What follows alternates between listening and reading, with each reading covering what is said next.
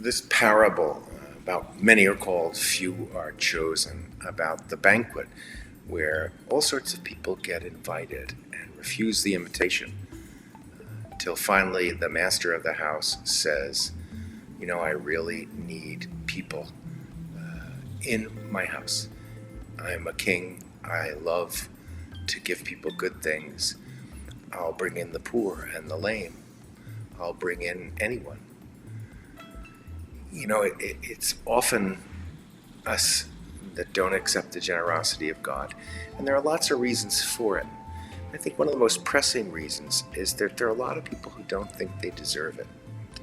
And the parable was really about people who thought they deserved everything, and so they didn't have to listen to God's invitation on God's time. They would accept it when they felt they needed it or they wanted it. But really, what the parable is asking of us is to think through, do we really believe that there's a generous God out there? Do we really believe that God is willing to give us what we need?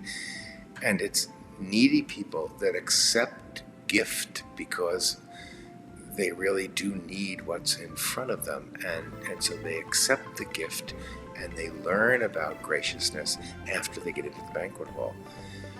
Maybe that's what we need to do too, is to realize that it's not about deserving this kind of generosity. It's about accepting this kind of generosity. It's not about deserving this kind of love. It's about accepting this kind of love and then finding out what it's like. That can be pretty frightening. To open yourself totally up to God and say, I'm not even sure what I need from you. And because of my experience, I've learned kind of not to trust people who want to give me something for nothing. But your word tells me that that's who you are. On this mountain, the Lord of hosts will provide for all people. And you and I are in that all. And it's not because we deserve it. It's because God is abundant. God's love is abundant. God promises in John's Gospel life in abundance. Not when we're good, not if we're good, not if every wound in us is healed. No, it's just how God is. John tells us God is love. To put it a kind of odd way, God can't help God's self.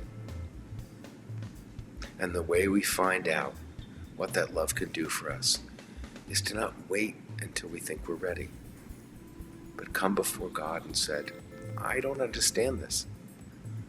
I don't understand myself, but I will listen to your word. I will learn to be fed. I will learn to be loved by you. And when I start to do that, I'll realize that, lo and behold, I am deserving of love before I do anything at all. That's God's abundance.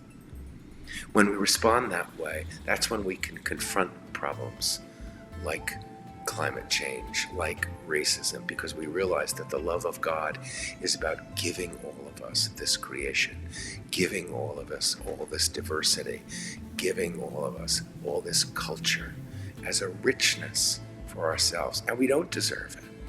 But somehow we choose to live in our little consumerist life, or for me, our little white life, and not experience the wonder of what God has made for us. This time in the university, we're concentrating on those two things, climate change and racism. We've come to them because we've been confronted by them. But we don't have to wait for that. No one has to wait for that.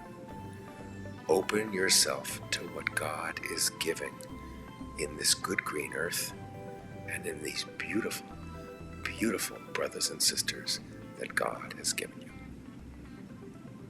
May Almighty God bless you, the Father, the Son, and the Holy Spirit. Amen.